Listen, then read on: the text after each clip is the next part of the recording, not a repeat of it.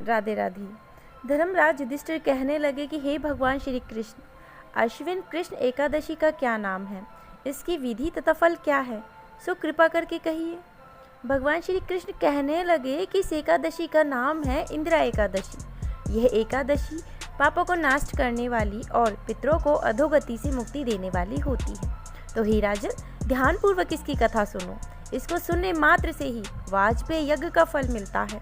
प्राचीन काल में सतयुग के समय महिष्मती नाम की एक नगरी में इंद्रसेन नाम का एक प्रतापी राजा धर्मपूर्वक अपनी प्रजा का पालन करते हुए शासन करता था।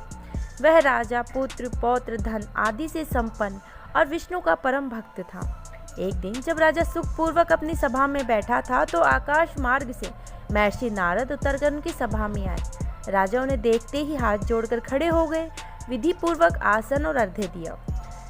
सुख से बैठकर मुनि ने राजा से पूछा कि हे राजन, आपके सातों कुशल पूर्वक तो हैं, तुम्हारी बुद्धि धर्म में और तुम्हारा मन विष्णु भक्ति में रहता है। देवर्षि नारद की ऐसी बातें सुनकर राजा ने कहा कि हे महर्षि, आपकी कृपा से मेरे राज्य में सब कुशल है तथा मेरे यहाँ यज्ञ कर्मादि सुकृत हो रहे हैं। आप कृपा करके अपने आगमन का कारण कहिए। तब ऋषि कहने लगे कि हे राजन, आप आश्चर्य देने वाले मेरे वचनों को सुनो। मैं एक समय ब्रह्मलोक से यमलोक को गया। वहाँ श्रद्धापूर्वक यमराज से पूजित होकर मैंने धर्मशील और सत्यवान धर्मराज की प्रशंसा की। उसी यमराज की सभा में एक महान ज्ञानी और धर्मात्मा तुम्हारे पिता को एकादशी का व्रत भंग होने के कारण देखा। उन्होंने संदेशा दिया, सो मैं तुम्हें कहता हूँ। उन्होंने कहा कि पूर्व जन्म में कोई विघ्न हो जाने के कारण मैं यमराज के निकट रह रहा हूँ। सो हे पुत्र, यदि तुम अश्विन कृष्ण एकादशी का व्रत मेरे निमित्त करोगे तो मुझे स्वर्ग की प्राप्ति होगी। इतना सुनकर राजा कहने लगे कि हे महर्षि, आप इस व्रत की विधि मुझसे कहिए।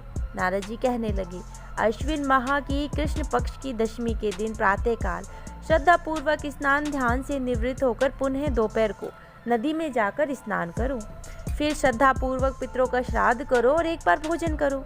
प्रातःकाल होने पर एकादशी के दिन दातुन आदि ग्रहण करके स्नान करो। व्रत के नियमों को भक्ति पूर्वक ग्रहण करता हुआ प्रतिज्ञा करो कि मैं आज संपूर्ण भोगों को त्याग कर निराहार एकादशी का व्रत करूंगा।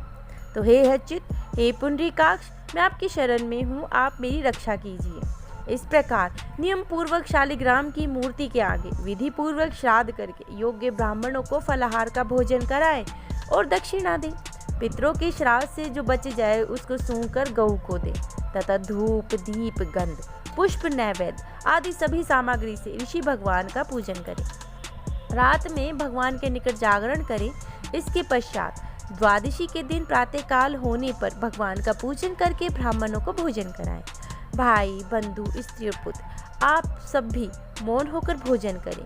नारद जी कहने लगे कि हे राजन, इस विधि से तुम यदि आलस्य रहित होकर एकादशी का व्रत करोगे तो तुम्हारे पिता अवश्य ही स्वर्गलोक को जाएंगे। इतना कहकर नारद जी अंतर्ध्यान हो गए। नारद जी के कथनानुसार राजा के द्वारा अपने बांधवों तथा दासों सहित व्रत करने से आकाश से पुष्प वर्षा हुई और उस पिता का गरुड़ पर चढ़कर विष्णुलोक को गए। राजा इंद्रसेन भी एकादशी के व्रत के प्रभाव से निष्कंटक राज्य करके अंत में अपने पुत्र को सिंहासन पर बैठाकर स्वर्गलोक को गए। तो हे युधिष्ठिर, यह इंदिरा एकादशी के व्रत का महात्म्य मैंने तुमसे कहा है। इसके पढ़ने और सुनने से सब मनुष्य पापों से छूट जाते हैं और सब प्रकार के भोगों को भोगकर वैकुंठ को प्राप्त होते हैं। इति शुभ।